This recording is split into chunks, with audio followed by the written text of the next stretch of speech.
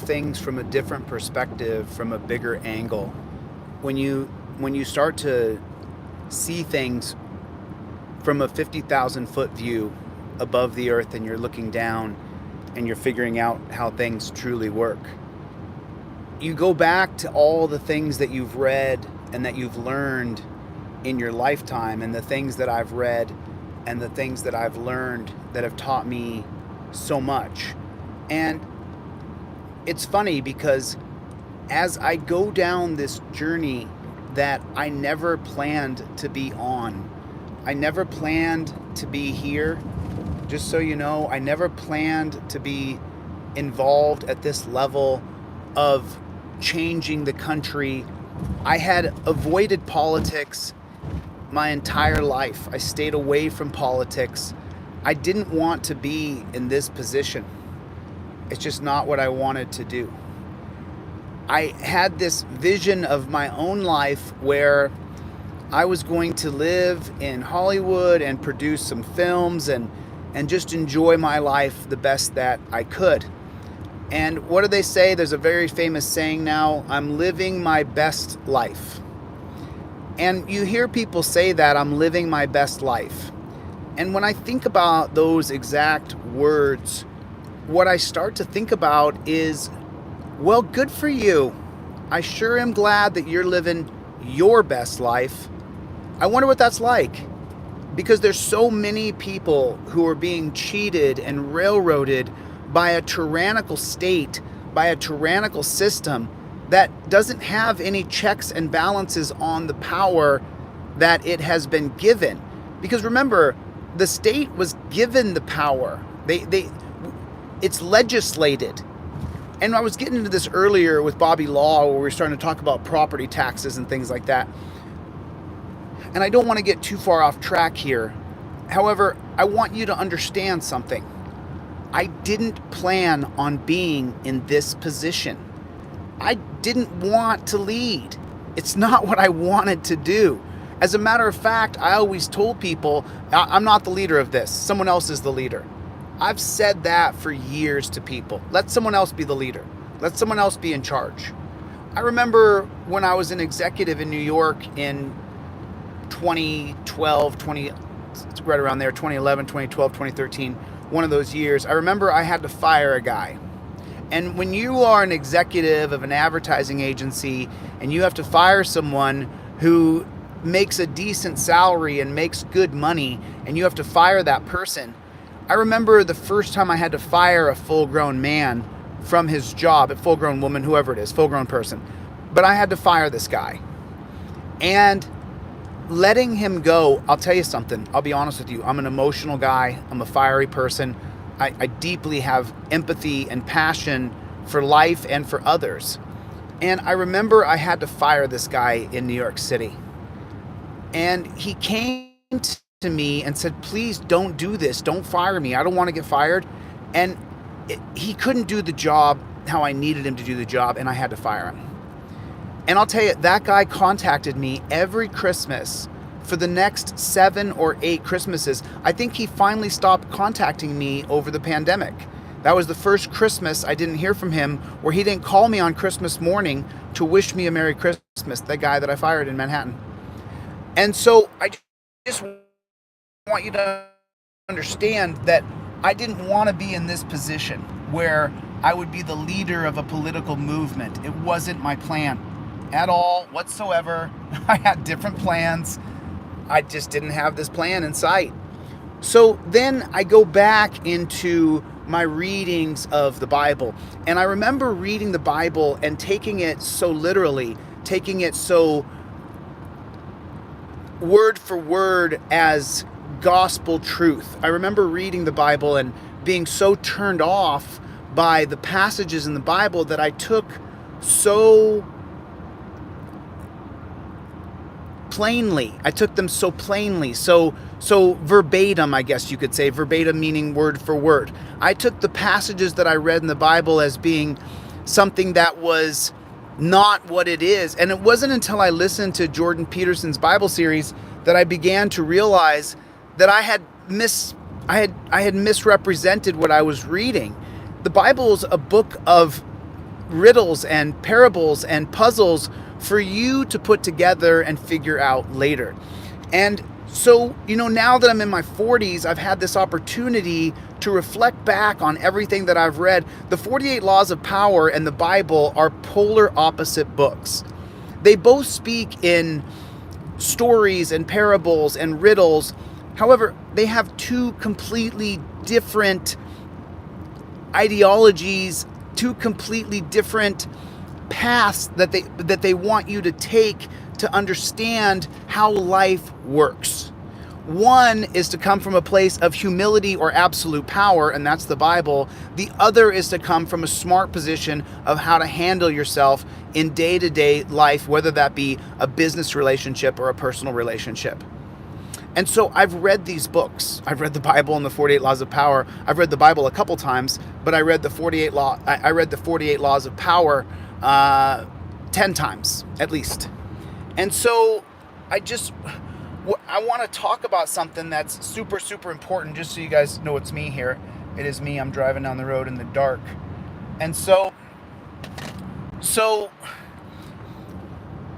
I want to talk about a passage in the Bible that I hold near and dear to my heart, because I'm a man with an ego that should be smaller, and I wish I could work on that and make my ego smaller. However, if I changed the way I am and how I am and what I am, then I would be being fake, and I can't do it. I'm just not going to do it.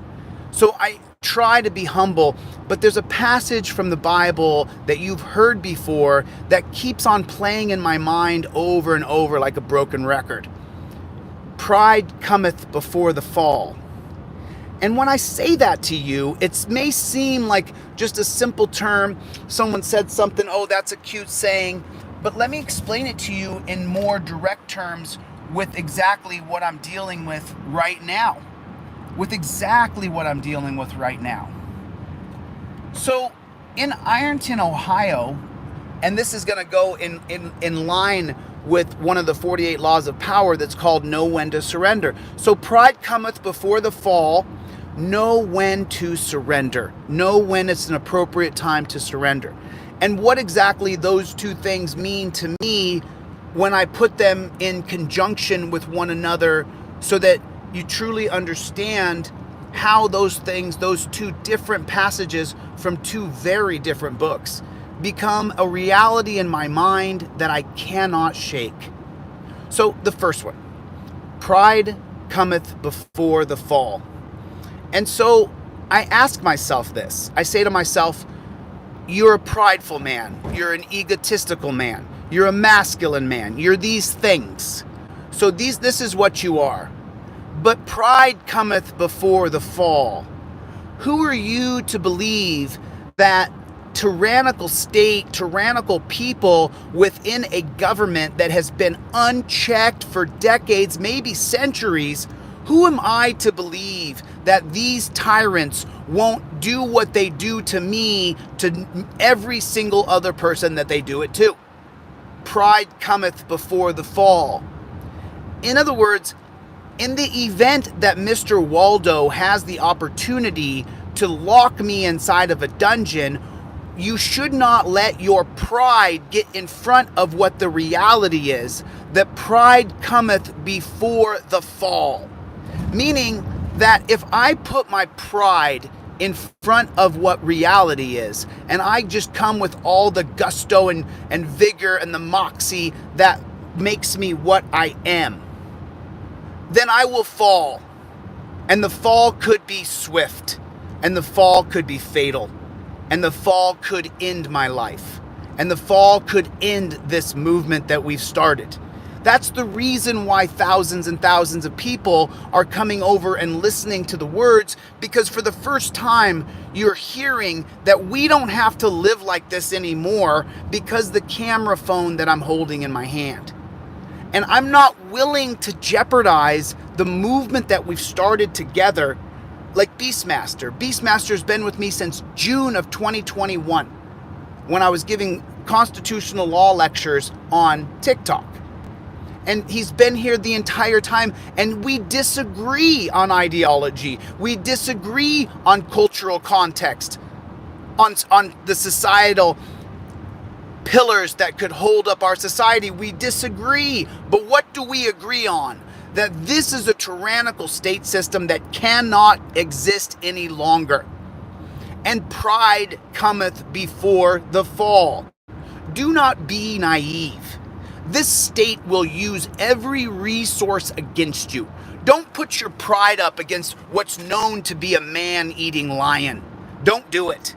Why would you put yourself in harm's way? Why would you put yourself in a position where you could be killed? How many videos did I make with people who'd been arrested and put in the Lawrence County jail, and they sent an enforcer or two into the cell to hurt that person, to beat that person, to maim that person, to scare, to terrorize, to belittle, to torture that human being in that cell? We heard from Steve Sisler's ex-wife. Steve Sisler's ex-wife, I believe her name was Taylor. They said to her,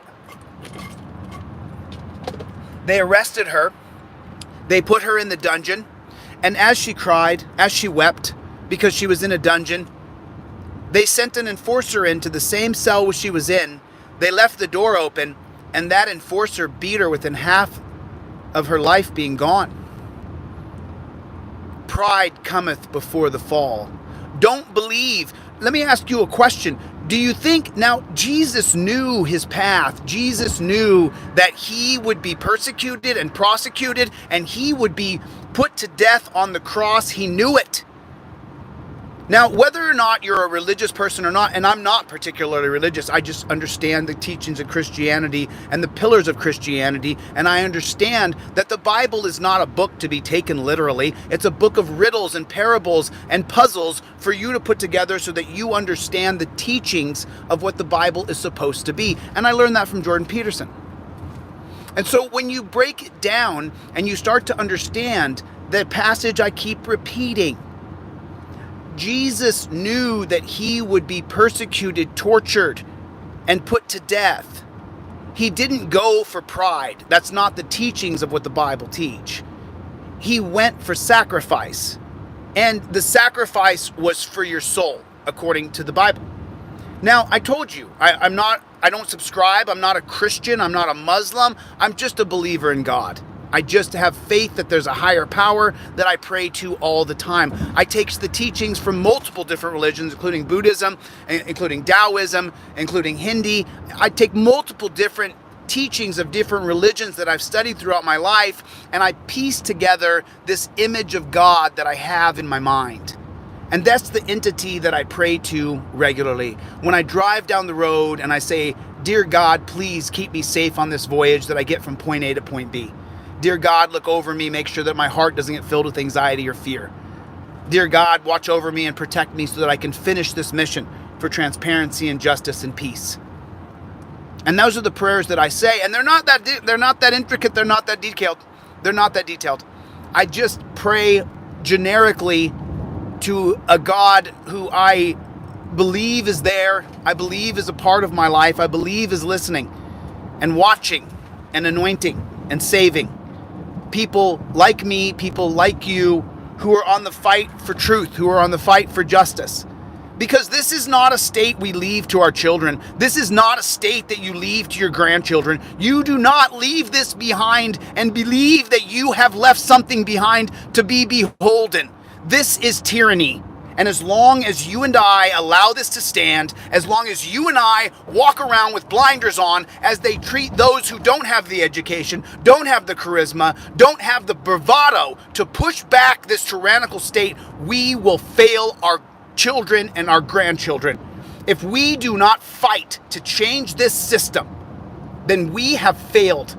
And I will not meet my maker at the end of my life and look that maker into the great non-understanding that I can't possibly fathom, and stand before my maker and say, I didn't use all my skills.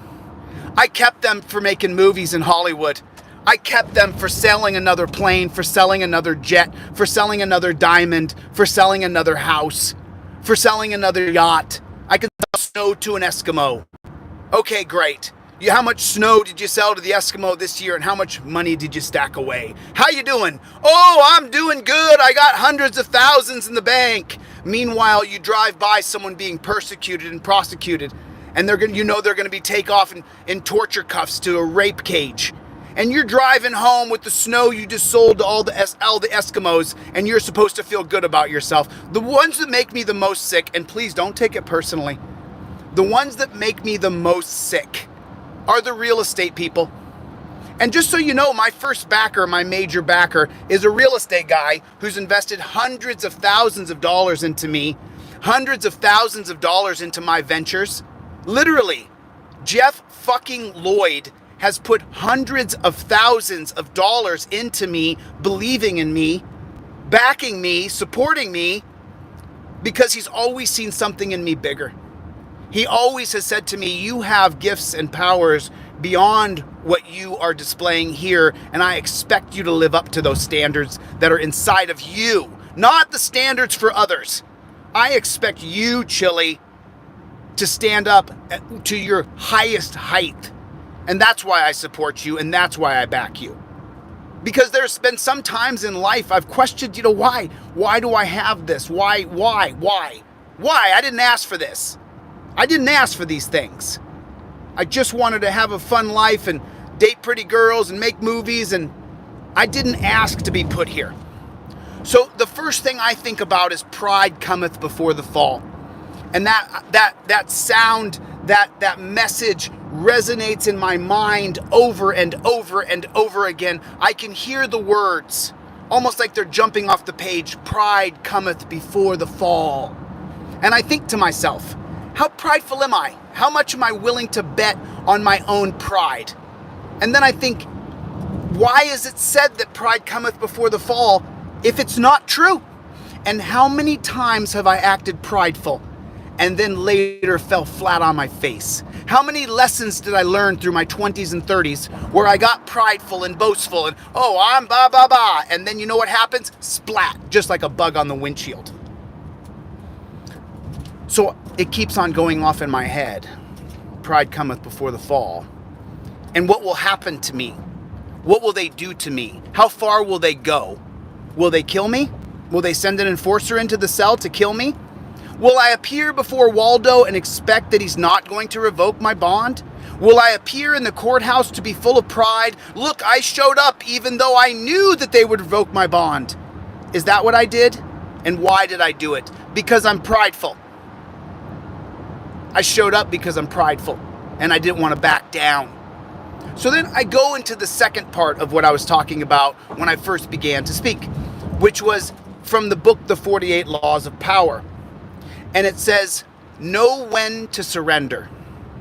And you read the book and you read Know When to Surrender, and Robert Greene, who also wrote The Art of Seduction, he lists in that book, in Know When to Surrender, several historical examples of when people surrendered to come back and fight and live another day.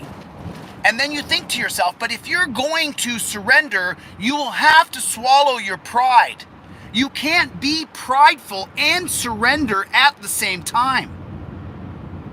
And so when I think about that, and I drive great long distances across the country, and I think about that, and it's going over and over in my mind, over and over and over in my mind. And I think about it, and I say to myself, if you're not smart here, you're going to effectively kill the movement. And the movement is no longer just me.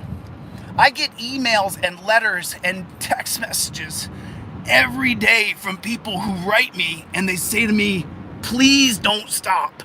They say, please, Chille, no matter what you do, don't you stop. I got a guy that sends me $5 a week, every single week. And he only puts on the PayPal, don't you stop. And it's the same $5, and I've gotten it for weeks. And that man is relying on me to keep this movement going, to keep it alive, to not let it die. Because for the first time in history, what we're seeing is that with the power of transparency, we have the ability to get our rights, to truly get our rights. And it's been for the first time ever since John Locke said that all men are created free and equal. Since John Locke's first quote of all men are created free and equal. And since Montesquieu's quote of we will abolish slavery forever. Charles de Montesquieu's main principle was to abolish slavery. And when you go back to the principles of the foundings of the philosophers of this great country, then you say to yourself, why are you so prideful? Are you sure you want to be that prideful? T. Roy's in the room. Good to see you. I just glanced at the phone. Good to see you, T. Roy. T. Roy's been with me since June, like Beastmaster. T. Roy called me up when I was going through cancel culture, and we cried on the phone together. And he supported me and told me he cared about me and that he loved me. And that for the first time he was seeing the future, a new future. And so when I talked to T. Roy on the phone, this guy who I never met before, there was nobody else. There was Massage Mobile, who you guys saw. There was T. Roy. There was Beastmaster. There was only a few people on my side. Most people had abandoned me. Most people had didn't want to face the mob. I had a few of my friends who made videos for me and said that I was a good person and that the things being said about me weren't true, and they were drowned out by the mob. They didn't want to. I had to unfriend all of them on Instagram, and after that my Instagram was deleted, taken down against my will. And I had amassed, 25,000 people who were following my Instagram account, and I was very active on Instagram. But when they deleted my account since then, I've just lost really a lot of luster. I don't really care. I don't really care about building an Instagram account. But the people I'm talking about, T. Roy and Beastmaster and Massage Mobile, those guys, there was a time I was so down that Massage Mobile called me and we talked on the phone one day. It was the middle of the afternoon. And he was like, Chille, you are a leader and you are a champion, and don't you stop. I was hearing this "we don't stop" way before we started saying it. And so if pride cometh before the fall, and you have to know when to surrender, then the question becomes, what's our bigger goal here? What are we trying to achieve? We've started a movement together. Whether you know it or not, you're a part of it. You've contributed to it. You're there, you're in it. Even these people who make videos trying to make fun, they're just helping. They're just spreading the message further. And those people who are against change, who stand against liberty, who stand against transparency, they have to show themselves now.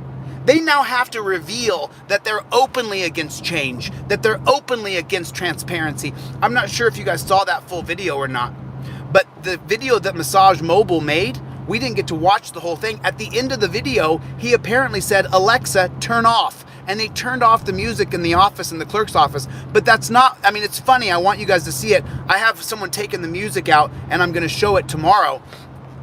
But let me ask you guys a question, and just tell me what you guys think. Tell me what you think. Do you think that they piped music into the clerk's office so you would hear music when you waited? Is that why the music went into the clerk's office? Why do you think? Do you think they put music in the clerk's office to hide transparency, or for your enjoyment? Do you think they did it to hide transparency or for your listening enjoyment? What do you think? Do you think it was to hide transparency, or do you think it was for listening enjoyment? And so when you look at what the clerk's office did and you look at what the sheriff's office did, where they piped in copywritten, trademarked music. I think it's copywritten, not trademarked, but copywritten music. The reason why they did it was to hide transparency. They didn't put music in the sheriff's office so you would have a better time waiting to talk to someone. Who wants to hear that, any kind of music, when they're in there trying to file a complaint or file documents? The only reason they piped music in there is so that transparency couldn't be had. so that they could hide what they're doing. Just like you can't record in the courtroom.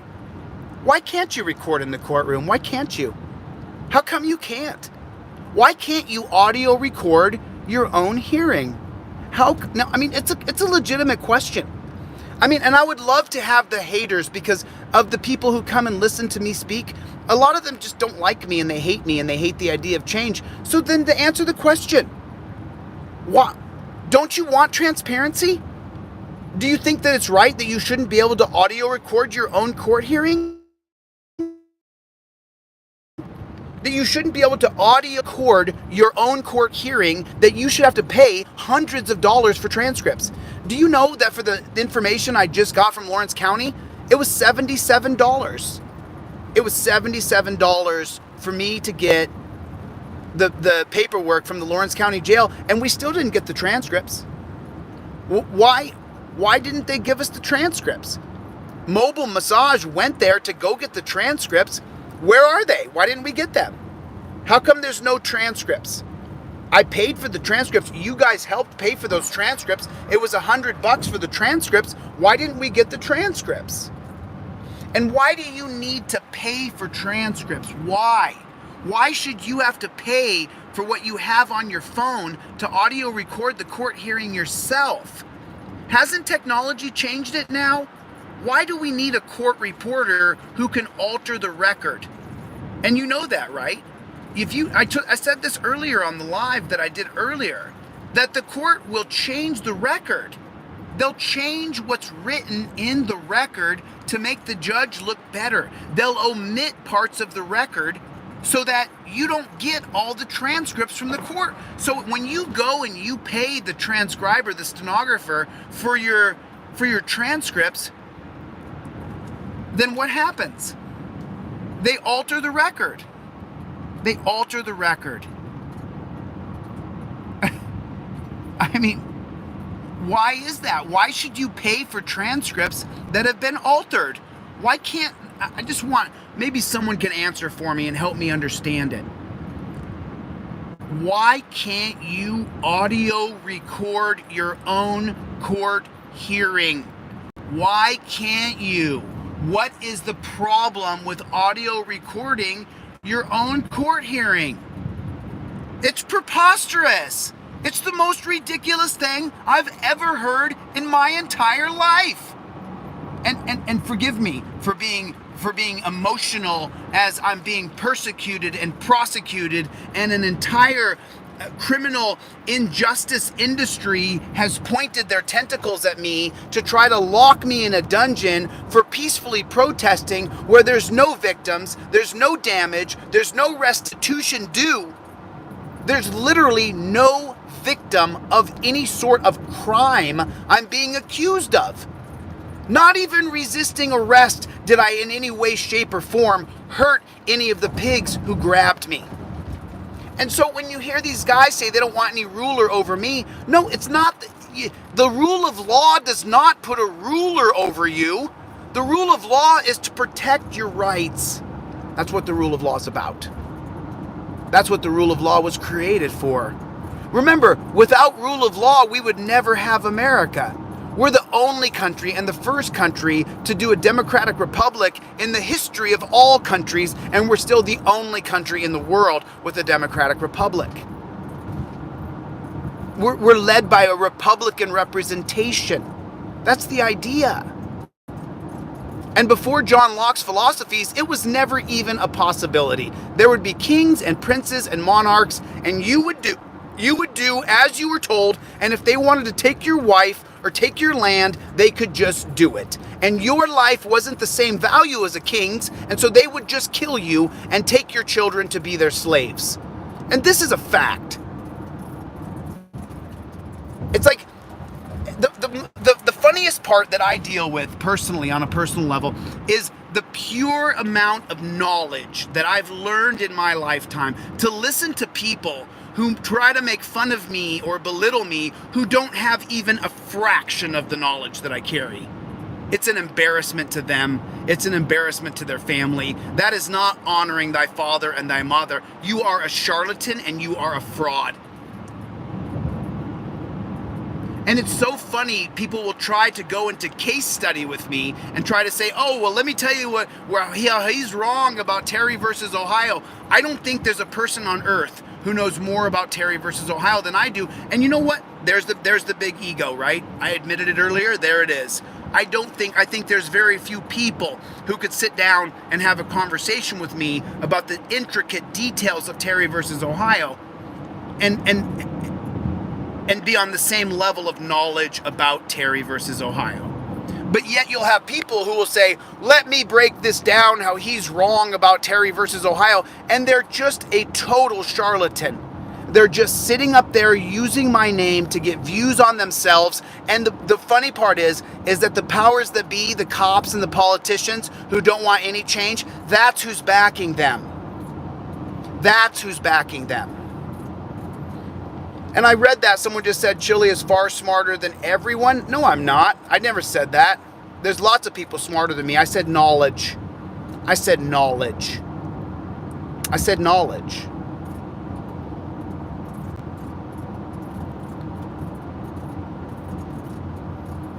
So I've acquired a great amount of knowledge from all the reading that I've done. And so when you start to go down into the case study, the case law, and this is the reason why I said, this is the reason why when you go to DeleteLawZ.com, it says defining institutional racism on a timeline. Because when I studied the case law, when I got into the nitty-gritty of case law and to find out what the case precedent was for that case law, it almost always goes back to racism or a reason why we can't have a chemical like alcohol or marijuana, and now it's drugs. And we've never had a worse drug problem ever. Adding the government into the drug problem has only exacerbated it and made it a far, far worse problem. As long as we continue to perpetuate this bullshit war on drugs, we're going to have a worse system. It's going to be worse. More people are going to go to the dungeon. More people are going to go to a fake rehab where the judges make money, like Judge Kevin Waldo. Kevin Waldo's a total tyrant. He doesn't care about rule of law. He cares that he's embarrassed, that he's been caught. Kevin Waldo, you've been caught. You've been caught with your hands in the cookie jar, Kevin Waldo. You ran on a ticket that you were going to create drug court. We didn't know, though, that you were profiting off those rehabs, did we, Waldo? We didn't know your son-in-law was the gatekeeper for the money you're making, Waldo. Come on, Waldo. You're dirty. You're corrupt, and you know it. You know it. You know it. You're dirty, Waldo, and you're a pig. And let me tell you something, Waldo, you're not done, because tomorrow I'm going to announce where people can file complaints against Kevin Waldo.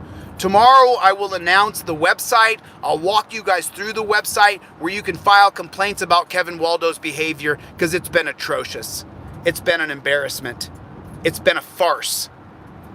What you guys are seeing is a travesty of justice. You're seeing a tyrannical police state, prison state, death state. You're witnessing it. You're seeing it happen. You're watching it happen. You're watching a tyrannical police state, prison state, death state. There's no reason to lock up someone who peacefully protests. There's no reason to lock them in a dungeon.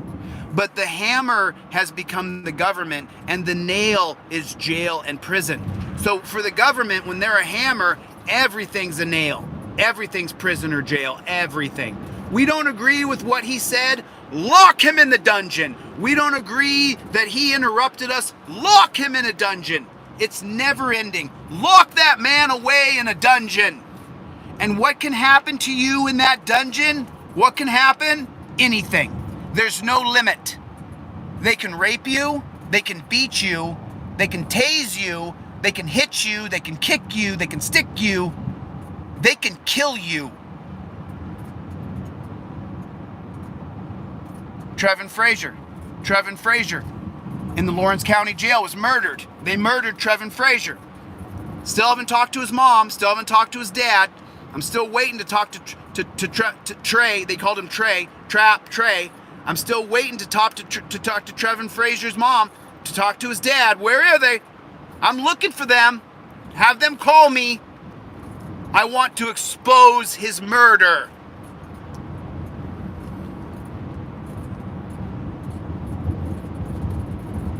And there's just so many. There's just so many. Do you know, I mean, this might as well be the Trail of Tears that I'm talking about here. You don't have to be Native American anymore to be on the Trail of Tears. It happens to everybody now. It used to be that you had to be on the Trail of Tears if you were, Andrew Jackson's subject. But even that's not true. Andrew Jackson only started the ball rolling. It was the Dutchman who was president after him that actually implemented the Trail of Tears. And so you can be anybody and be on the Trail of Tears here in America. All that has to happen is you have to get arrested and put into the dungeon. And from there, absolutely anything can happen to you. It doesn't matter what it is, it can happen to you. Because once you go into the dungeon, once you get put in the dungeon, that's it. You are there, you will be there. What happens to you, and that's just the way it is in the dungeon. They treat you like you are a hardened murderer, like you have killed children, like you have murdered and raped, like you have hurt. And they're all treated the same. You're put in shackles. The guards wear these gloves where they put the shackles on you in quads. You're shackled to one man, and you're shackled to another man, and then you're shackled to another man. And then they take you out to the bus and they put you in quarantine sections of the bus where they lock the doors behind you. And you can't help but think to yourself, if the bus goes over a cliff and hits the water, I'm just dead. But it doesn't matter, because once you've been put in the dungeon, you're just like a child rapist. Oh, but you were just jaywalking? That doesn't matter. You just crossed the street when there was no green light? Doesn't matter. Thanks for the super chats. I appreciate it. I'm not looking at the camera. I just saw a couple. Thank you. But it doesn't matter what you did. Once you're put in that dungeon, that's it. That's it. What if you got a toothache? Doesn't matter. What if you need your medication? Doesn't matter. What if you're Kent Freeman and you're having heart attacks one after the next, a bunch of mini heart attacks, and you're turning white? Everybody in the dungeon had to flip out. Get this guy out of here! He's dying! This guy's dying! Help us! He's dying! 20 men screaming at the top of their lungs, he's dying! Somebody help us! He's dying back here! And they send a cart back. And they put him on a cart. And they wheel the cart out to the waiting room. And they say, where's the bus driver? Oh, I don't know. He was on a break. He was going to come right back around any minute. Oh, they say this guy's having a heart attack and he's dying. Yeah, he's just finishing his break. He'll be right back on. And Kent Freeman was dying. Kent Freeman, his blood pressure was over 400. He was about to die. He was on the verge of death. But once you're in the dungeon, you're the same as a pedophile. You're the same as a rapist. You're the same as a mass murderer. You're all the same in here. And so you get shackled up in quads, and then you get put into the bus in little quad shackles. I remember when I was charged with those 5 felonies in LA County, which I beat. But I remember being charged with 5 felonies. And I remember that when they put me in the back of this bus one time, it was pretty hot outside, so it was just boiling in the inside of the prison van they stuck me in. Is that right? His blood pressure was his blood pressure was something like 400 or something like that. He was literally on the verge of death. And but I was in this bus, and they had locked us up, and then they had some sort of situation, so they left some of us on this bus, and some of us were off the bus, and I was left on the bus. And I was on this bus, and it must have been 110 degrees inside that bus. And the sweat was rolling down my back. I could feel the sweat rolling down my back. I could feel the dirt on my face. They hadn't given me a toothbrush or soap. They hadn't given me anything to clean. I had been dirty for 3 or 4 days. And as I was sitting on that bus and the sweat was rolling down my back to the crack of my butt, and I could feel the sweat pouring down the small of my back onto my backside, and I could feel it go down. Literally, the sweat on my body was cooler than my body, so I could feel the sweat on my backside go down into the crack of my bottom, to be honest with you. And I felt that it was this cooling puddle of water inside of my body. And when that happened, I had a surreal out-of-body moment where I thought to myself, this couldn't be my life. What am I doing here? How did I get to this point? How did I get to where I'm on this bus shackled here like a pig, and I'm sweating, and the sweat is cooler than my body, and I can feel the sweat from my body cooling me down. That's how hot it was. And it was this surreal moment that I said to myself, there's going to be a day I'm going to do something about this. There's going to be a day, someday I'm going to change this. And then I sat in that bus, and I remember kind of losing myself in thought, getting a little bit dizzy and kind of passing out on the back seat of the bus because I was put into a quad with 3 other men. And for some reason, the 4 of us sat so quiet. We sat so silent. We didn't say a peep, not a word came out. And I said in my mind that there would be some day that I did something about this. There's going to be a day that I can do something about this. And I remember saying it over and over and over. I'm going to change this one day. I swear someday I'm going to change this. And that day has arrived. We're here now. And I will not stop this movement for my own pride. I will not fall for my own pride. I will listen to the knowledge of the philosophers, of the books that I've read, so that I understand that this is far bigger than me now. I'm just one man. I may have been a leader, and I still am, but I'm still just one man. However, if they take out the tip of the spear with using tyranny, then I allow them to derail our movement, and I cannot and I will not allow it. I will not. I will swallow my pride because I have to. What's happening to me right now is wrong. It's so wrong. Remember, we go back to the reason why I went to Ironton, Ohio. Tim Lyons and Sarah Page. We go back to their story. And remember, Tim Lyons and Sarah Page were being railroaded by a tyrannical state. And now what they want to do is they want to lock me in a dungeon so that I will be silenced, so that you can't hear my voice, so that people will lose hope. They want to try to embarrass me. They want to try to belittle me. They want to try to shame me so that you will be shamed and say, look at the leader who you followed. Look at him now in shackles. Look at him now locked in a dungeon. That's what they want to do. And let me tell you something, my friends, I will not allow it. I will not allow it. They will not belittle us. They will not try to embarrass me and get away with it because I am not embarrassed. I am not afraid. I don't live in fear. I don't walk around afraid. It's just not how I am. Fortunately and unfortunately for me, I was baptized in the fire. And what I learned through being my baptism is that no matter what occurs, do not be afraid. Do not fear. Fear is the tool they use to paralyze you. Belittlement and shame are the tools they use to belittle you, to diminish you, to negate you. You see? Thanks for coming, Work Lion. Just looking at the chat right now while I came to this full stop here for a moment, just taking a look at everything. That's right. That's right. That's right. Fear nothing. Fear nothing. So I just want to let my friends know. That's right. That's right. That's right. Chuck P, good to see you. So I just want you guys to know that everything that I'm doing now, everything that I'm doing, every move that I'm making is based on making sure that the movement stays alive.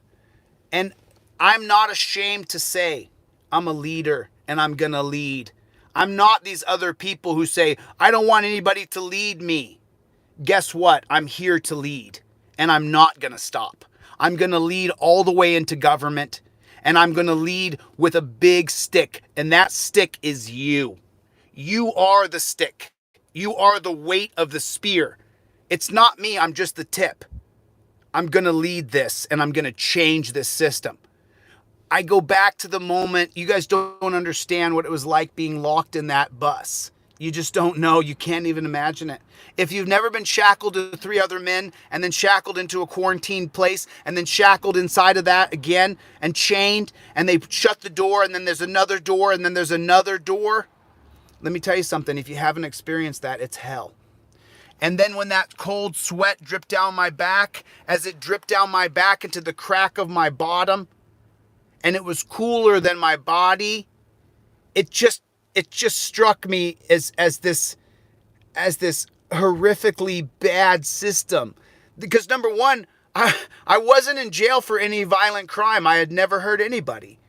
They charged me with drug dealing, and I wasn't a drug dealer, and they had no evidence. There was no evidence against me. If there had been evidence against me, I'd be in jail. They would have convicted me of a felony. But there was no evidence against me. So what I learned is what the person just wrote there, is that when you think about God and you think about the ever after, the hell that you're forced to be in is here on earth. The hell that you will experience is put on you by the state. You going to a dungeon, you being put in jail is the hell that we hear about in Revelations. I mean, if you have never read the book of Revelations in the Bible, whether you are an atheist or an agnostic, a non-believer, a believer, an anti-believer, a theist, an anti-theist, whatever you are, I don't care. If you have not read Revelations, the last book in the Bible, then you're really missing out. You're really missing out. You want to see something that will spin your head, a sci-fi book that is far better than any movie ever made? Read Revelations in the Bible. Just read the book. It's not a fun read. You're not going to have a good time. It's pretty terrifying, to be honest. And when I shut Revelations, I was an atheist for 20 years. After I read the last book of the Bible, I read it from front to back like it was a novel by John Grisham. It made me an atheist for 20 years. It wasn't until I had my own personal experience and then I listened to Jordan Peterson's Bible series that I learned that the Bible's not to be taken literally. That it's not a book that you read and you go, oh, so that's what it means. No. It's talking in parables. It's talking in riddles and in puzzles. And pride cometh before the fall. And I will not participate.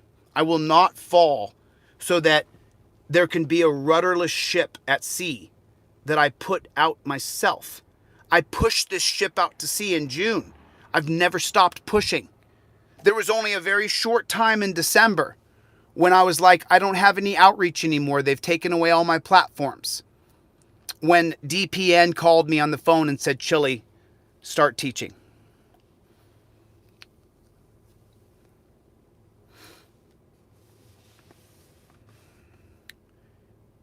Look, you can interpret the Bible any which way you'd like. I happen to have read the Bible a couple of times. The first time as a kid, being raised Catholic, being an altar boy, participating in CCD and catechism and all those things. And I read a lot of the Bible then. And then I read the entire Bible when I was 21 from front to back. And isn't it ironic? Do you want to hear something funny that I don't think I've ever told anybody? I don't think I've ever told anybody this. I may have mentioned this on TikTok months ago, but now that I'm putting it all together again, I'm remembering. So when I read that Bible in Dallas, Texas, when I was 21, and I read it just like it was a regular book, I read Revelations. I had read the entire Bible over 4 months, and then I read Revelations in jail. I read the last book of the Bible in jail. I had been pulled over. I was pulled over in I was pulled over somewhere, and I was arrested for not having my driver's license on me. I was pulled over for not having my driver's license on me. I was pulled over and I didn't have my driver's license on me. And the cop said, "Where's your driver's license?" And I said, "I don't know, man. I left it at work, but I know my driver's license number. I know my date of birth. I know my full name. I know my social security number." I gave him all those things. He went back to his car, ran my information, came back and said, "Step out of the car." I said, "What'd I do wrong?" And he said, "I can't figure out who you are." And I said, "I gave you all my information. It should come back to my height, my weight, my eye color." And he said, "Step out of the car now." I stepped out of the car. He put me in jail. He arrested me for not having my driver's license on me. That's a fact. That's a fact. And when I went to jail, that was Friday night at 2 o'clock in the morning. I was in jail till Monday afternoon. That's how long I was in jail for not having a piece of plastic in my pocket that had my name and my information on it. And so all of these experiences. So then when I was in jail for that 2 days, I decided to get the Bible and finish my reading because I hadn't finished reading the Bible yet. So I spent the next 2 days reading Revelations. Terrifying to read in jail, in case you don't know what Revelations is. It's absolutely terrifying to read in jail. So then when I finally got bailed out of jail, one of my girlfriend's buddies, who I just happened to remember his number somehow. His name was Phil, and his name just popped into my head, and I was like, "Oh my God, I remember a number." Because remember, you don't have phone numbers, so you don't have anybody to call. So I called Phil and I said, "Phil, listen, I'm in jail. Please get me out of here, man." He said, "What the hell? What jail are you in?" I told him I'm in this jail here, and he came down and he got me out of jail.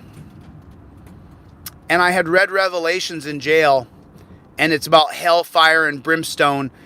It's sci-fi like you can't even imagine. And on the second day, the third beast will rise, and a horn will sprout from his nose, and fire and brimstone will burn down for 90 days, and 1,000,000 souls will dash. I mean, things like that. You know, I'm not going verbatim here, but pretty close, something like that, right? And so when I read the Revelations in jail, I realized right then and there, I don't believe any of this. None of this is true. I'm not buying in any of this. Let me get the hell out of here. I'm an atheist. I don't believe any of this. And I was hardcore atheist because I had done the reading. It wasn't later in life till that I started to think about it in different terms. And you guys can think about it however you like. I'm just telling you my thoughts on it. And you're welcome to have any thoughts you like. I'm not a theologist. It's not my main area of study, even though I've studied multiple different world religions. So that is my... And then at that point, when I got out of that jail and I read Revelations, I swore to atheism. I said, "I'm not going to believe in any of this crap, man. I just got put in jail for no reason. I was there for 2.5 days. They impounded my girlfriend's car. She was out of town in Canada, and so I couldn't get her car out of impound. It was a $45 a day fee. She was gone for 2 weeks. So you do the math on that. That's $700 or $800 plus the impound fee. It was over $1,000 to get the car out of impound. It wasn't my car. It was a Honda. So that's 3 or 4 car payments. I think her car payment was $340 a month or something like that. It was 3 times the amount of car payments to get the car out of impound, and I had done nothing wrong. I had done nothing wrong. I didn't get a speeding ticket. I didn't get a not using your blinker ticket. I got no ticket. I got arrested for not having ID on me. And so that experience, along with dozens of other experiences, have led me to the point where I've openly now said, and I'll continue to say it, I'm here to lead. I'm here to lead us to the promised land of justice and truth and transparency. And I will get executive power in my lifetime as a governor of one of these states, whether it be Ohio, Kentucky, West Virginia, Florida, Hawaii, Alaska. I don't care where it is, but I will get to executive power and I will implement a transparency system. And I will not stop. I will not be detoured. Under any circumstances, I don't give a flying fuck what you think about me. I don't care. You want to make videos about me and make some money? I'm happy for you. I bet I take some of that in a lawsuit, though. I'll bet I take some of it. What do you want to bet? What do you want to bet I get their channels deleted? Because I'm not a weeping willow, I don't back down. I will get to executive power, I give you my word. I give you my word. Unless they take the air out of my lungs, I will get to executive power and I will implement a system based on transparency. You have my word. You have my word that it will not just be government-led where the government gets all the footage, the government gets all the data, and you can't get the access to the footage. That is crap. That is tyranny on a stick. And I won't tolerate it. I'm telling you now, I won't. And Judge Waldo, you creep, you creepy old man. Tomorrow, Waldo, I will release the data where people can file a complaint against you for being wrong, for doing things wrong, for violating your oath of office. I will release the information tomorrow where people can go to the website to file a complaint against Judge Kevin Waldo for being a tyrannist, for being for anarchy, for being for chaos, for being against the rule of law, for being against justice. It's a joke of a system that we have right now. This is not the United States of America that your mom and your dad said was a great country. This is not that place. This is a tyrannical state with bad leadership, and I'm not going to put up with it. I'm telling you, we will get to a place of executive power and implement a system that is based on transparency with multiple agencies having a hand in the transparency. We'll get there. Or I'm dead. We get there or I die trying. We get there or I die trying. And I'll never stop. I say we don't stop, and I pray to God that we don't stop, but I give you my word, I never stop. I will never, ever stop. So tomorrow, you guys are going to hear all kinds of things. Tomorrow, there's going to be all these rumors and all this bullshit, but just remember, pride cometh before the fall. And you need to know when to surrender. It does us no good, me going to a dungeon for 6 months because a tyrannical state lured me in. Don't let them fool you. They want to put me in jail to sidetrack our movement, and I simply will not allow it. I simply will not participate in the idea that you're going to sidetrack our movement by locking me in a dungeon for months. I'm not going to participate. You can go and screw yourself. Judge Waldo, you're a coward, and you're a liar, and you're a thief, and you're a criminal. You know you're profiteering off rehabs, Waldo, and you know that I've called you out. And Judge Waldo's going to be listed soon, guys. Everything's going to work out. Everything's going to work out in the long run, but I'll tell you what, I'm not going to allow it. I'm not going to walk into something because I'm prideful.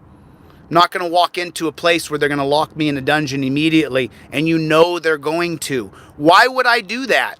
So that people can say, oh, see there, he's this, or oh, see there, he's that. I'm not going to allow them to lock me in a dungeon just so they can sidetrack what we're really doing, which is we're on a mission to change this system. That's what we're on. We're on a mission to change this system. It has to be changed. This won't work for your children. This won't work for your grandchildren. This is a system that's corrupted with tyranny, that's corrupted with the first rule of law being violated, that government and its officials are beholden to the rule of law. I won't tolerate it. I'm not going to participate in something that is set up for entrapment. It's just silly. You have to think about it at a deeper level. Don't be dumb. Don't be naive. Don't be simple-minded. The rules that are written were written in fraudulent language. You think Judge Waldo's doing this right? You think he's doing this correctly? You think this is the right way? And that I should participate in something that's so retarded? Why would I participate in something that's corrupt to the core? Why would I walk in to go to a dungeon? For what reason? For what reason would I do that? So that people can say, oh, he's this or oh, he's that. I don't give a shit what they say. You know, people who get a one-off comment to me that try to say something snappy to me, or they write something like this or like that, and oh, I told him. My friend, I didn't notice you come, and I won't notice you leave. You're just a loser who's for the status quo. File them properly. The haters just don't want change, or they just want attention. Just remember that. The haters only want you to pay attention to them. Why would you use my name unless you just wanted views? You're not standing for anything. You just want the views. Everything that you project out on me, calling me names, is what you are. Remember, I don't make videos about other people. I don't follow a man's career and then make videos about him. What kind of beta are you to do that? Remember, they don't care about you. They don't care about change. They don't care about America. They don't even know what they're trying to do with me. They just want attention. Don't let them distract you. This is about the future. This is about change. This is about a new system that you and I are implementing that has to change. We have to change this system. And that's why I talk in the dark. I don't care. It doesn't matter to me.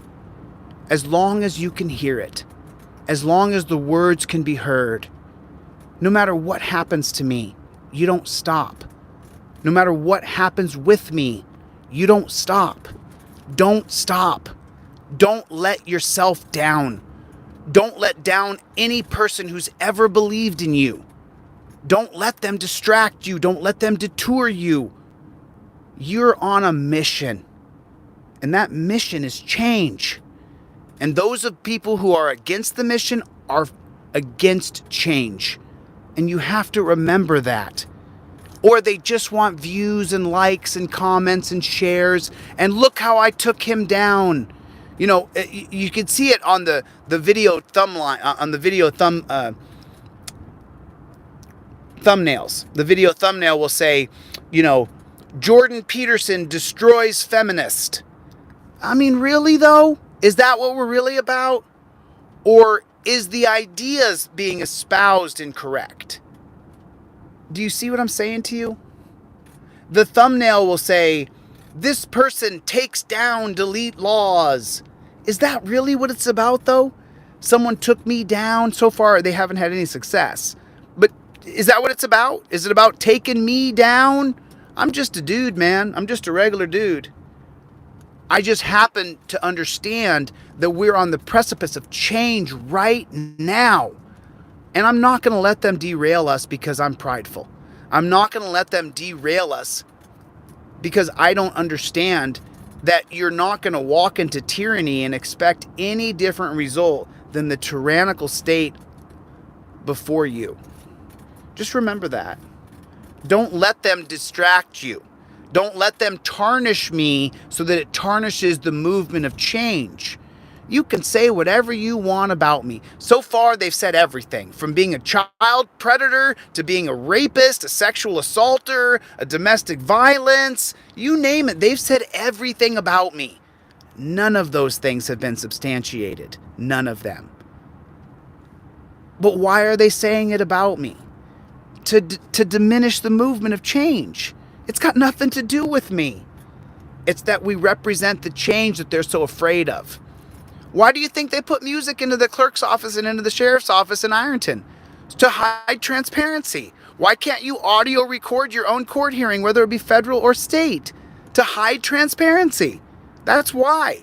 They want to derail the transparency movement, but what they don't understand is that we don't stop. I talked to the guy earlier. I'm not going to say his name. I want to protect him.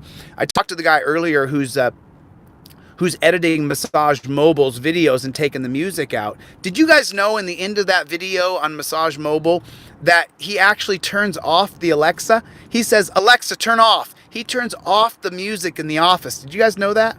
I didn't play the video that long because I was at a truck stop and I was just trying to finish up the live because I had to get driving again to where I'm going here. But did you know that?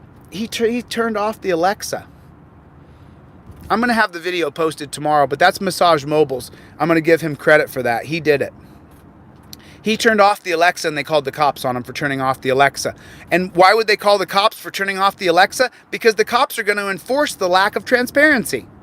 Think about that for a minute. I thought about that as I was driving. So Massage Mobile goes into the clerk's office. He turns off the Alexa by saying, Alexa, off. And they freak out, Alexa, turn on, music. And he says, Alexa, turn down the music. And the music turns down. And they call the cops. And the cops come there to do what? To diminish or hide transparency. That's what happened. I mean, that's literal.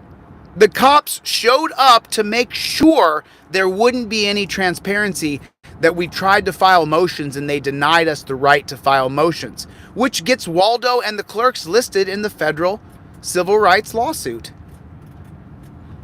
And so I want you guys just to think about that for a minute. Why would they put music in there? Why would they send the cops in? Why are they so mad that he turned off the music so that he could video record properly? Because they don't want transparency, because there's corruption there. There's dirt there. When you put sunlight on bacteria, it melts. When you put sunlight on COVID, it dies. When you put sunlight on germs and disease, they die. Think about that. And so they called the police on Massage Mobile so that he couldn't record them, and they put music in there so they couldn't record them. Are you hearing it? They called the cops for no transparency. They put music for no transparency. They added it to the office for no transparency. I did that? You can hate me all you want. I did that? I think that I've been pretty clear about the camera should always be on. I go live a couple times a day, every day. I don't ever hide anything about my life. So I'm all for transparency. Why did they put the music in the clerk's office? Why did they put the music in the clerk's office? Is there a complaint that we can file? And make sure that we know the website to file a complaint on Judge Waldo for tomorrow. Make sure everybody knows the website where we can all file a complaint on Judge Waldo. Because he's a criminal. He's an absolute criminal. He entrapped me, which is a criminal behavior. He's a criminal. He's an absolute criminal. He's a tyrant. He's a thug. He's a bad person. There's no other way to see it. Remember, that's his community. He went to high school at Ironton High School. Judge Waldo is literally a giant piece of smoldering poop. He's horrible. He's doing what he's doing to the people in that town, and he was raised there. He's doing what he's doing. That ankle monitor. You know, there's an ankle monitor company. We have it on solvingironton.com. Go to solvingironton.com and go into the Gilded. There's a Gilded right along the top. When you go into Solving Ironton, there's a group called Gilded, and you can join the Gilded group and ask them, say, who owns the ankle monitor company? We can't find it. Did you know that? We can't find it. Who owns the ankle company, the ankle monitoring company out of Lawrence County? Who owns that company? Because that company's making a lot of money by putting ankle monitors on people and then blasting the ankle monitor for 16, 17 hours like they did to Sean DeLong the other day. Sean DeLong's ankle monitor went off for 17 hours straight. If he cuts it off, it's a class 3 felony. That's not torture. That's not cruel and unusual torture. He's got the ankle monitor going off for 17 hours straight. Where'd that come from? Where'd that come from? So make sure tomorrow we know which, I'll post it myself, but you guys look up the website to file a complaint against the judge, Kevin Waldo, for being the piece of shit pig that he is. There's no other way to say it. I'm so sorry for the language. Forgive me, I'm sorry, I'm human. But when someone's trying to entrap you and then throw you in a dungeon, then they're a piece of shit human being. And may God have mercy on his soul, because if it was up to me, I would make him burn in hell. Because I'm a human being. I'm trying to forgive him, and hopefully someday I can. But right this moment, I see nothing but red. I see nothing but pain. I see nothing but punishment by God for what Judge Kevin Waldo is doing and has done to people. He sits up there on his mountain high perch as he sentenced people to a rape cage, as he sentenced people to be shackled in torture cuffs. The man is a walking, living devil. He is the devil. He is Satan. There's no other way for me to see it. I'm trying. I just can't see it any other way. I just can't see it. I'm trying. I can't. You know, if they said to me, hey, we'll give you $1 million signing bonus and $1 million a month Just put on this badge and wear this gun, put people in torture cuffs, take them to the rape cage. I would have to pass. Sorry. I just can't do it. Why? Because I saw that girl get arrested in Ironton the other day for driving on a suspended license. She didn't have a victim. She was just driving on a suspended license. She was crying. Please don't take me, please. She was crying. And the pig put her in shackles, torture cuffs, and took her to the dungeon. And you wonder why I call them pigs. I could never do that to you. I couldn't do it to Kevin Waldo, to be honest with you. As much as I think the guy's an absolute piece of shit, I couldn't put Kevin Waldo in torture cuffs for more than a minute and listen to him say, please, man, these hurt, dude. These are hurting my wrists. I couldn't do it to him. I couldn't do it to him. I couldn't do it to another person. I could beat a person down if they earned it, but I couldn't put them in torture cuffs and listen to them cry. I couldn't do it. I wouldn't be able to do it. It would destroy my heart to do that to another person. I wouldn't be able to live with myself. But yet Kevin Waldo does it every day. Kevin Waldo sentenced people to torture cuffs every single day. Got a cop pulling over someone. Is he pulling me over or the guy behind me? He's got his lights on. Looks like he's going around. Is he coming to me or is he coming to that truck? Looks like he's getting the truck behind me. Looks like he's getting the truck behind me. Yep, he's pulling that truck over. He was right behind me. Cherries and berries came on and there it was. There it was. So that's where we are, man. That's where we are. I just wanted to have a talk with my friends and just let them know. Just let them know. I will not be a part of a kangaroo court. I will not be a part of a tyrannical state, a tyrannical system that's been designed to entrap me and put me in a dungeon. I will not participate. I don't give a shit what anybody says or thinks. I'm not going to do it. I'm not going to a dungeon for months on end. I'm not doing it. Because if they put me in a dungeon, I'll be there for months. I'll be in a dungeon for months. And that's what the plan is. They already wrote the affidavits by the pigs. I'll post them online. I'll post them up online so you guys can read them. They want to put me in a dungeon is what they want to do. That's what they want to do. That's their plan. Their plan is to arrest me in court tomorrow. That's their plan. For what? For what? Exactly for what? What could they arrest me for? For what? What'd I do? For what? For what? I came within 100 feet of a pig that was sent to my location, but it won't matter. It's a kangaroo court. You have Judge Kevin Waldo, a corrupt thug who's in charge of it. What do you think they're going to do to me? Can you imagine what they're going to do to me? Could you even imagine what they're going to do to me? I can't even imagine. And then what would happen to me once I'm inside the dungeon? What would happen? What would happen to me? Once they get me inside the dungeon, we've heard dozens of stories about how they send enforcers in to beat down or even to kill the people. As you guys know, I believe his name was Jacob Cochran.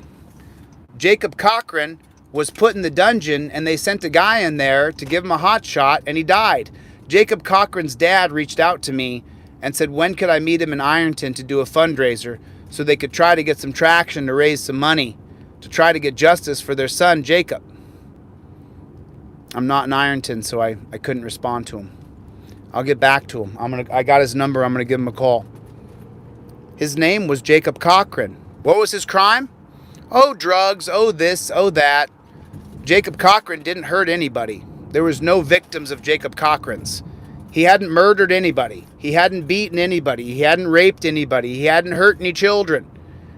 But if you're the government, you're a hammer, and everything's a nail, and the nail is prison or jail. So they put Jacob Cochran in the dungeon, and then you know what happened? He died in that dungeon. Sorry, Mr. Waldo. I'm not going to participate. Sorry, buddy. I'm not going to let you put me in jail for a misdemeanor because you want to lock me in a dungeon because you're a criminal. And you're almost caught, Waldo. Because now I'm going to have that website, Solving Ironton, I'm going to have it put into better form so people can read it easier. Matter of fact, when I hang up the phone today, I'm going to call Joe and I'm going to ask him to fix it. I want to get someone who's going to transcribe Solving Ironton into a better picture form.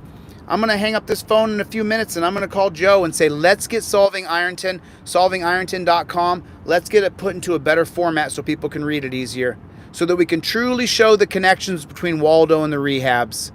Waldo's a criminal. Waldo's the subject of my investigative journalism. Waldo's dirty. Waldo's a dirty pig. He's a dirty pig. And tomorrow, I will give you guys the information how to file a complaint against a dirty judge, Kevin Waldo.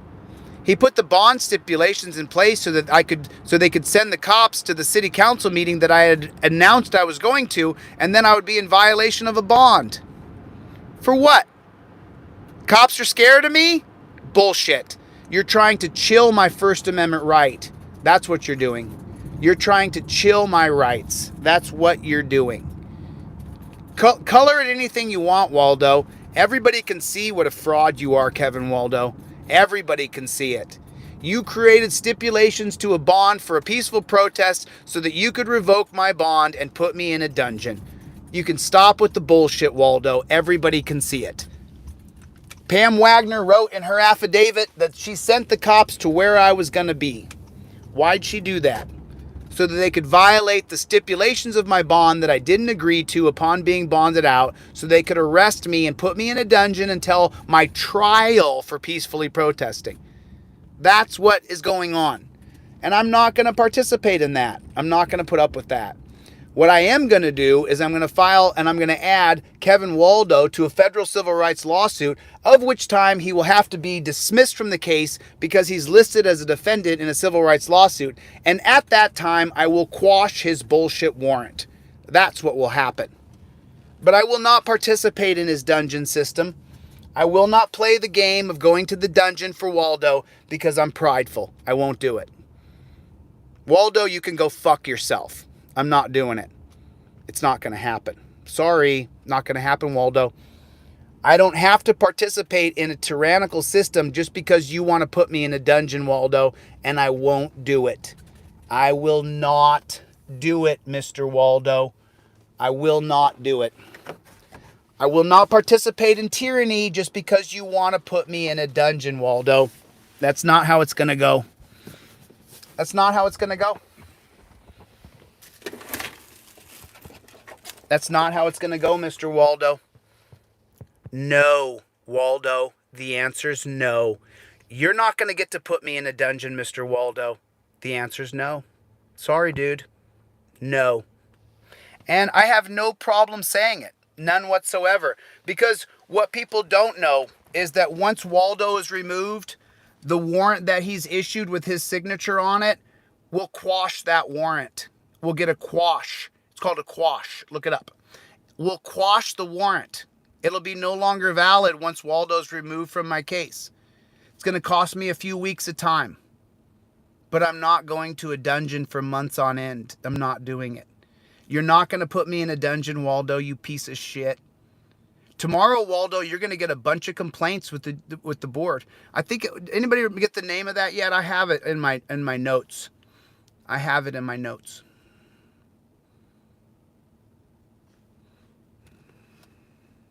But I'm not joking. This is my whole life. It's not a joke to me. I'm not joking about what we're doing. We're going to change this system. We're going to change this system. That's what we're going to do. That's what we're going to do. And I hope that you guys are with me. Don't let the haters online tomorrow say things about me. I'm not going. I'm not going to be there. You're hearing it now from me first. I won't be there. So the people who are driving into town, don't waste your time. I won't be there. I'm not going. I'm not going to go and be put in jail for you, Waldo, because pride cometh before the fall. I don't have so much pride that it's infiltrated my smarts and not understand that you want to put me in a dungeon. And once you put me in the dungeon, what will happen is you'll try to kill me. They've killed a lot of people at the Lawrence County Jail.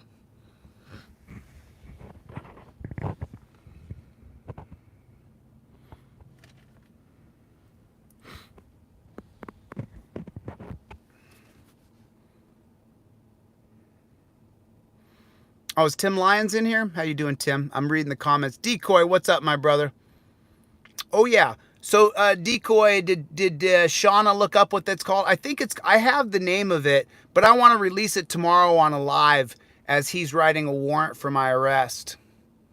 We're going to get your warrant quashed, Mr. Waldo. It won't stick. And you, Mr. Waldo, are a joke. You're a joke. You can do whatever you'd like, but you're not following the process of law.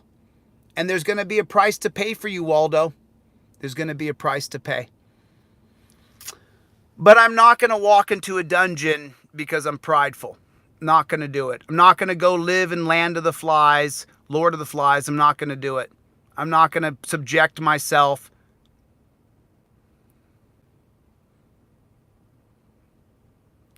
Yeah, I saw that video too. No, I'm not going to, Tim. I just wanted my friends to know and all the haters to know. Just let you know right now, I won't be participating in tyranny. Sorry. I will not be participating in your tyrannical bullshit scheme to entrap me and put me in jail. But Waldo, I think you're going to face a conspiracy charge. But you know what? Maybe not, because the feds are in it just as much as the state. But a higher court will eventually reverse this. It'll happen. You'll see. You guys got to understand, you know, I'm surrounded by the most passionate, intelligent, knowledgeable people in America. I've surrounded myself with people who understand that this is a mission. Guys like Work Lion, guys like Tim Lyons. Tim Lyons knows change has arrived. Tim Lyons is telling the people of Ironton, this is the agent to change. It's up to you to join the change. Tim Lyons is telling them. I've surrounded myself with people who care about the bigger mission. I've surrounded myself with people who care about me and care about each other. I care about every single person on this team like they're my brothers and sisters. Because I've had my closest family members tell me, we back the blue around here. And my other family member I was raised with, they said to me, I just can't deal with you anymore because of your position on police. They help us. They keep us safe is what that person said. And I laughed and I said, you're so brainwashed. It's incredible. It's crazy. Are the cops keeping me safe right here? Do you see any cops keeping me safe? Earlier when the cop pulled someone over, do you think that guy felt safer? Do you think the guy in the truck getting pulled over by the flashing blue lights in the middle of the night, he was going the same speed as me? Do you think he feels any safer? Or do you think he feels like he's in danger? I should have pulled over, really, to be honest. So I just wanted my friends to know and the haters to know in advance. You guys can say whatever you want about me, but I think I know just a little bit more information than you do about this case because I'm getting the affidavits and the filings sent to me, so I'm reading them. Except for they don't include all the body cam footage. I didn't get any body cam footage. Did you know that? How long has it been? March 29th, and this is May 28th? And no body cam footage? No body cam footage? I've gotten no body cam footage? They just skipped it? I just didn't get it? Why? Why didn't I get the body cam footage? How come I didn't get the body cam footage? And why did the only video at the jail that has audio and video, why does it cut out halfway through? How come? Oh, because you said things that were illegal. That's why. That's why, Mr. Chapman. But Mr. Chapman, you dummy, I have a recording of you saying that it's our policy to get my social security number, which is against the law. But they cut that part out. Just like that fraud from Missouri, Tina Slay Richardson. I said, fuck Caleb Slay, but they just don't have that. They have every other receipt about me, but not the part where I said, fuck Caleb Slay, because I would never say that. But they don't have that part. She swears I said it, though. But there's no recording of that. It's just a joke. It's just a joke. And by the way, that fraud woman, she hated cops until she got attention from cops. She hated them. You should have heard her. You should have heard how much she hated the cops. It's just a joke. It's just a joke. It's just a joke. So the answer's no, Mr. Waldo. What I will do, though, is I'll go after you legally, Waldo, because I'm not a felon. You can't magically make me a felon just because you want to get me, Mr. Waldo. You can't just make me a felon. That's not how it works, because I'm not a felon. I haven't committed any felonies. I haven't done anything felonious, Mr. Waldo. So I guess you're stuck at being the chump you are. A small town crook is what you are, Kevin Waldo. You're a small town crook, Waldo. And tomorrow you're going to get a bunch of complaints from the judicial bar. Bunch of people are going to complain. Bunch of people. Make sure you guys subscribe. I never say this. The growth on this channel has went to a crawl. YouTube has stopped putting this channel anywhere. They've cut us off from growth completely. So you guys got to tell some friends. You got to tell a friend. You got to tell a friend.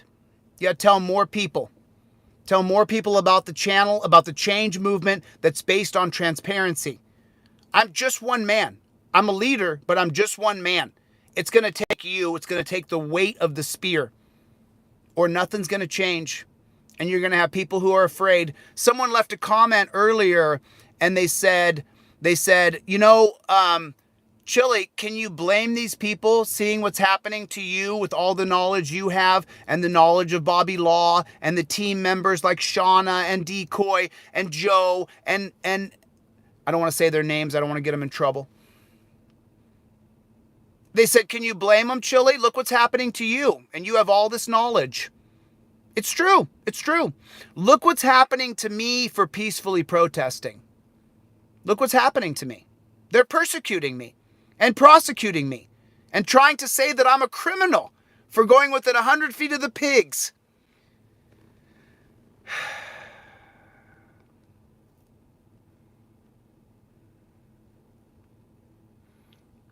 Good to hear you speak up, Jeebus. Good to hear you speak up. Thank you. Thank you. Thank you. Thank you, Jeebus Crisp. I appreciate you, man. Yeah, it's so funny. You know, I made that video the other day about the fraudulent woman. She compared herself to Craig Ellingson. That woman whose son was Caleb Slay, she compared herself to Craig Ellingson, a man I interviewed almost 10 years ago when the Missouri cop, what's his name again? His name's Anthony. The cop who killed Brandon Ellingson, what was his name? His name is Anthony, what's his name? Look up the name of the guy who murdered Brandon Ellingson. Ellingson, Brandon Ellingson. What's his name? The cop who named him was Anthony Piercy. That's his name. Anthony Piercy murdered Brandon Ellingson. And the other day, that disgusting woman, Tina Richardson, she compared herself to Craig Ellingson. Let me tell you something, you piece of shit lady.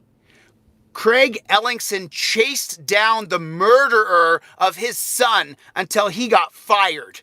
Chased him down till at the very least he got a manslaughter charge against him. Never gave up, never relented, never stopped. And you're focused on me?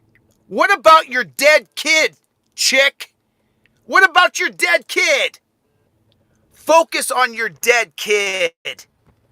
Focus on your dead kid. Don't you dare compare yourself to Craig Ellingson. You're nothing like that man. He never let up. He never relented. He never stopped going for justice for Brandon Ellingson. He never stopped. If you don't know who Brandon Ellingson is, you haven't looked. His name was Brandon Ellingson. Please take a look. Please take a look.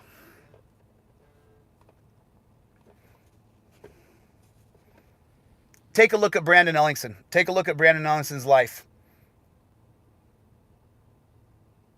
I mean, this kid had a life, man. He was a wonderful kid.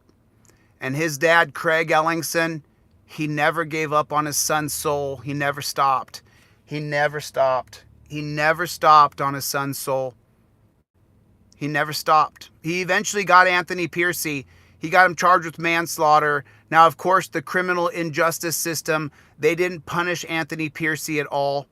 Not even kind of. They didn't punish him at all. They didn't punish him even a little bit. And instead, Craig, I think he got 2 days in jail that he didn't do any of the 2 days in jail. But Craig Ellingson chased down the guy, Anthony Piercy, who murdered Brandon, and eventually got him fired from the pig force. And Anthony Piercy is still trying to get a job being a pig. And Craig Ellingson has blocked him at every corner. Craig Ellingson never left the memory of his son. Never once. And that piece of shit, Tina Richardson, compared herself to Craig Ellingson as she tries to go after me and not her son's soul. Just disgusting. Just disgusting. You're a disgusting woman. Disgusting. Not only are you disgusting, you are fraud. Focus on Caleb Slay. Focus on your kid's death, lady. It's disgusting what you are. It's disgusting. It really is. I mean, watching her talk is probably one of the most disgusting things I've ever seen. Like, you wouldn't even know who she is unless I'd actually talked about her, unless I'd given her a platform to speak about her dead kid, which Caleb Slay deserves the light. He deserves it. But when you talk about this woman, just such trash. She literally compared herself to Craig Ellingson. Honey, you're nothing like him. Craig and I talked on the phone several times. I never published any of the recordings because Craig was wounded at that time. He was really hurting. And he said some things that I thought might put him in a negative light because he was so angry and hurt over his son. I probably would publish them now. They're on a hard drive back in LA. But I talked to him, I think it was 2014, Brandon Ellingson was murdered by Anthony Piercy. And the other day, that piece of shit compared herself to Craig Ellingson, who actually got justice for his kid. Just sad. It's just sad. It's just sad. It really is. Yeah, just a disgusting person. But if you talk about me, man, if you guys turn on me, people will listen to you for a minute. You'll get a little bit of light. You'll get a little bit of fame for a minute. But let me just tell you something, guys. It's a hot seat. It's a hot seat. And the state will target you. I got a friend, mobile massage, he wants to join the movement and be a part of change, right? Well, I said to him, man, they're just going to target you and arrest you, man. They're just going to target you. Because that's what happens. They just target you and arrest you to silence you. They don't want any dissenters. What happened over the pandemic? If you had an idea that was different than the government narrative, your social media would be banned. That's what the government did over the pandemic. If you said that you thought this came from here, or if you said that you thought this, your social media page would be deleted. You're not allowed to disagree with the government narrative. And now that we have platforms that are bigger than theirs, they're like, oh, shut them down, shut them down. They can't say things that go against what we think. It's the disinformation board, like Hitler's SS. That's what we're living in. I mean, Joe Biden is a terrorist piece of shit. You didn't know that? Joe Biden is a racist. You have no idea. Joe Biden is the biggest racist to take office since Jackson. Did you know that? Since Andrew Jackson, there's never been a bigger racist than Joe Biden. Did you know that? Joe Biden is the biggest racist who's in government in our lifetime. Did you know that? Did you know that? I know that. I've researched Biden to the core. He's a racist beyond, you can't even imagine how racist that guy is. He was for Strom Thurmond's segregation plan. And now we see that LBJ was a pretty bad racist too, of course. So was Dick Nixon. I'm talking about in the generation of now, in millennials, Gen X. Some boomers might go back and say Nixon was a bigger racist. Flip a coin on that, though. They both were Strom Thurmond guys that were all for segregation. So, I just wanted my friends to know. I just wanted all my friends to know what my plan is. I plan on having Waldo removed from the bench, and I hope you guys will help me, because the man needs to be removed. He's a tyrant and a thug. You guys are watching him cheat. You're watching him cheat, and they think that I'll just willingly walk into a dungeon because I'm prideful. Pride cometh before the fall. And it won't be me. I'm not doing it. I'm not doing it. I'm not doing it. No, Trump wasn't that big of a racist. He played the race card. But he wasn't actually that big of a racist. Trump was sued several times for racism. I'm not sure if you guys know that or not. Trump was sued several times for racism. But he wasn't actually that big of a racist. Not like Biden. Biden is a dyed-in-the-wool. Matter of fact, he even tells stories on the campaign trail about corn pop. A nickname he just made up for a black guy. I'm just telling you. I'm just telling you. I'm just telling you. Yeah, Trump's a racist for sure. Not quite as big as Biden, though, is what I'm saying. Trump was definitely a racist, but not as big as Biden. Biden is the biggest racist ever. You have no idea. And I'm not just saying that. I mean, watch the video I made called Power Corrupts. It stars Reagan and Biden. I mean, most of the presidents have been pieces of shit, but Biden is a special kind of piece of shit.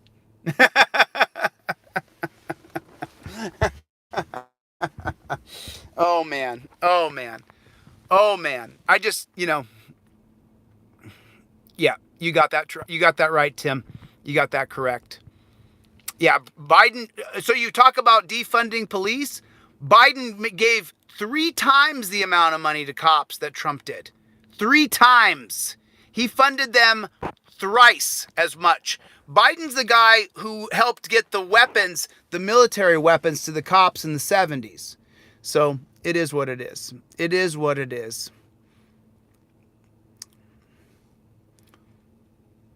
I mean, Decoy, I've never seen... I mean, this person compared herself to Craig Ellingson. You're not even in the same breath, baby. That guy went to the mat for his kid, and he's still fighting for Brandon Ellingson to this day. Craig Ellingson is a true warrior, and he's fighting for the soul of his son to this day. He's never been distracted by drama or garbage. He's gone after Anthony Piercy every step of the way. So I'm just keeping it clear. Yeah, you are correct about that. Henry Elizabeth is correct. Trump gave more money to historically black colleges than any president in U.S. history. So that's what I'm trying to say. I'm trying to say, Trump also passed the First Step Act, the only act in our current history that let thousands of people out of prison with the stroke of a pen. Now, that was filtered through the Sheriff's Association, just so you know. But Trump did some good things. He really did. It's just too bad. What did I say when I started this talk? Pride cometh before the fall. And that's what happened to Mr. Trump, unfortunately. I wish it wasn't true. I wish he'd pardoned Snowden and Assange. If he had pardoned Snowden and Assange and legalized marijuana, I would be campaigning for Donald Trump right now. Like him or not, if he actually pardoned the 2 people who were against the deep state and legalized marijuana, which would be the first step in taking on the war on drugs, then I would be voting for Trump right now. I would be he's going to win anyway. Trump's going to be president in 2024, just like Grover Cleveland won in 2 different non-consecutive terms. Grover Cleveland and Donald Trump are astonishingly similar. It's like he was reincarnated. It's really weird. It's really weird. But I just wanted you guys to know, I'm not going to participate in a kangaroo court. Waldo can issue his warrant all he wants. I'll get it quashed. I'll get Waldo removed. We'll add him to a federal lawsuit for my civil rights being violated. The warrant will be quashed and we will move on. But I'm not going to go to a dungeon because Waldo wants to lock me in jail. Not doing it. Sorry, Kevin. Sorry, Kevin, you fraudulent piece of shit. Not doing what you want just because you want to put me in a dungeon, Kevin. Not going to happen, buddy. Not going to happen, Kevin. Sorry. Sorry, Kevin. Sorry, buddy. So just go take your Viagra, go get on top of your ugly wife, and do what you got to do. Because you're a piece of shit, Waldo. I'm coming after you legally. I'm going to get you removed from that bench. I hope you lose your pension for being a tyrannist. That's what I hope. Waldo's a piece of shit. There's just no other way to say it. Sorry. So anyway, I'm pretty much close to where I'm going. I'm pretty close to where I'm going here.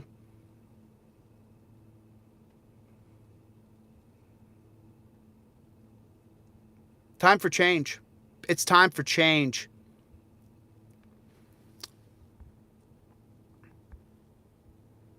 Oh, Casey, let me send you to another place then. Just go to another channel. There you go, Casey. I just kicked you out of the room. Bye.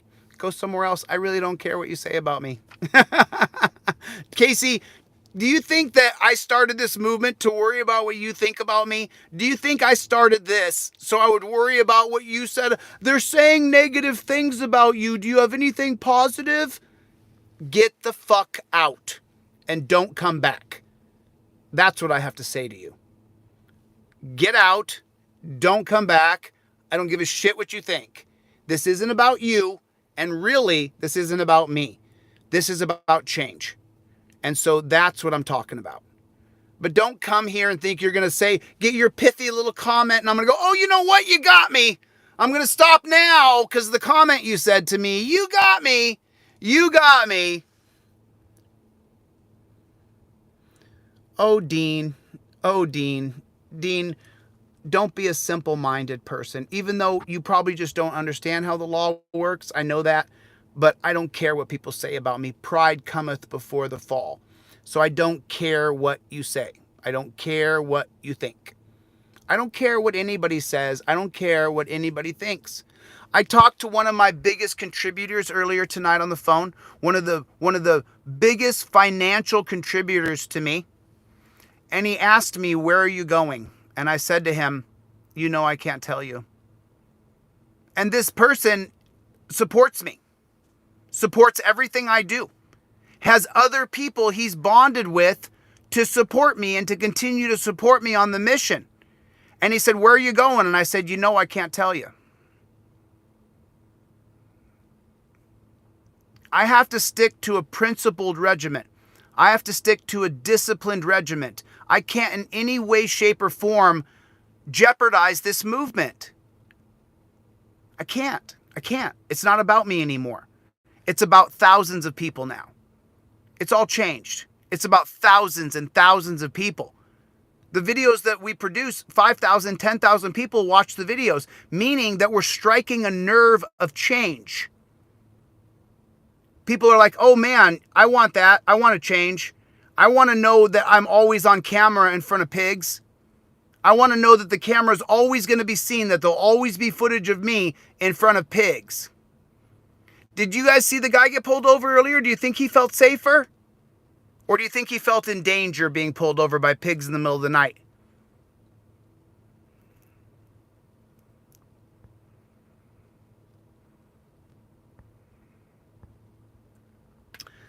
Yeah, but I don't really care what anybody else thinks, just so you know. I know the mission that has been bestowed upon me. I didn't ask for it. I didn't ask for this, but this is where we are. So I have to see it through at this point. I have to see it through. I have to see it through. Make sure you guys subscribe to this channel. Get a friend to subscribe. Get more people on the mission. Get more people. They've shadow banned this channel all the way. Make sure you send this video to others. Get your friends to subscribe to the channel. Let's get bigger, bigger, bigger. I'm going to open up my channel tomorrow to Odyssey so that I can so that I can get the videos to transfer over to Odyssey. I'm going to open up another account on that other social media platform I heard about earlier today. Someone sent me a text message and said, are you on this platform? And I'm not, so I'm going to add that tomorrow. Anybody else knows of any other social media platforms? You guys take the videos that we make, that I make, that you're a part of, take clips of them, put them on TikTok. Take every video where there's a point made, take a clip, a minute of or two, put it on TikTok, put it on Instagram, share the video, clip the video for a minute, share it, share the videos, get people to subscribe, get bigger. Truth Social, I already joined Truth Social. Deborah, I've already joined Truth Social. So I'm waiting for my number to come in. I joined Trump's Truth Social. So I'm willing to just spread the message anywhere we possibly can. Anywhere we possibly can. Honest citizen, we didn't lose this battle. We were railroaded and entrapped. It won't do us any good, me to go to jail. That's not going to help us, good citizen. It's not going to help. Me being locked in a dungeon for months on end isn't going to help our movement. It's going to derail it. You don't want that. We didn't lose any battle. We have Waldo right where we want him now. He's proven he's a part of the conspiracy in Ironton. So we got him. We got him. Oh, is that what it is, Rothkin? Make sure anybody else, you guys, let me know what other platforms we need to join. We'll take these videos and we'll put them on other platforms. You guys are free to take any video that I've made and put it on another platform. All right. I mean, Rumble too. Let's go to Rumble as well. Let's get them on as many videos as we can on BitChute. It doesn't matter. Just spread the message and get more subscribers because they've shadow banned this. I think we grew by 5 subscribers or 6 subscribers today, which is crazy. We were growing 1,000 subscribers a day, and now they've shut us down. You got to know when to hold them, know when to fold them, know when to walk away, and know when to run. You never count your money. When you're sitting at the table, there'll be time enough for counting when the dealing's done. Right? Is that right? That's right. That's exactly correct. Nope. You're one of those people who comes in and makes awkward comments all the time. I don't really care if you're feeling let down. Let me just send you to another place. Take off. Nope. I don't care I don't care. This isn't about you. This isn't about me. This is about a movement. So I don't care what you think. Just remember that. I don't give a shit what you think. And just so you guys know, it's not just Nope or anybody else who comes in here and says stupid shit to me. The person who called me earlier, one of my biggest contributors, I've told that person straight up, you'll get nothing from me. I'll give you no promises. 0. The only promise that I give is that I'll never stop. That's the only promise I give. I don't give any other promise. I'll never stop. I can't. I'm all in. I'm all in. Okay? Anyway, listen, I got to go, man. I love you guys. I just didn't want my friends to be in the dark tomorrow and they're like, oh my God, Chille's not here. He didn't show up for court. I'm not walking into a dungeon because Waldo wants to lock me in a dungeon and then they want to kill me inside of the dungeon. No. I'm not entering Lord of the Flies because Waldo put magical stipulations on my bond and then the cops sent the people to the location where I was, who were on the stipulations. I couldn't be within 100 feet of them, and then they sent them to the location that I was at. That's entrapment. I'm not going to go into a dungeon where they look up my ass. No. Why would I do that? No. I just wanted you guys to know up front what I was doing. I'm not participating in a kangaroo court. No. I don't suggest you do either if they try to entrap you like they did to me. So it is what it is. And people are like, oh, I'm let down. I don't care. It's not your life. You're not going to the dungeon. They're making you bend over and spread your butt cheeks and looking up your butt, lifting up your sack as they put you in shackles and put you in a dungeon. No. The answer is no. I will not participate. The answer is no. So it's just stupid.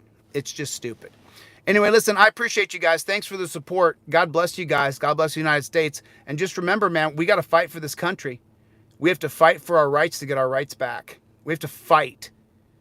And that's through legislation, through assemble, and peace. And that's how we do it. All right? I'm going to get the flock out of here. I'll see you guys on the next one. And just remember one thing. We don't stop. You guys will meet Bobby Law this weekend. We don't stop. You meet Bobby Law this weekend. We don't stop. We don't stop. Under any circumstances, under any conditions, the march continues. No matter what, we don't stop. I'm going to get out of here. I'll see you guys in the next one. Thanks you. Talk to you soon. Love you guys. Later.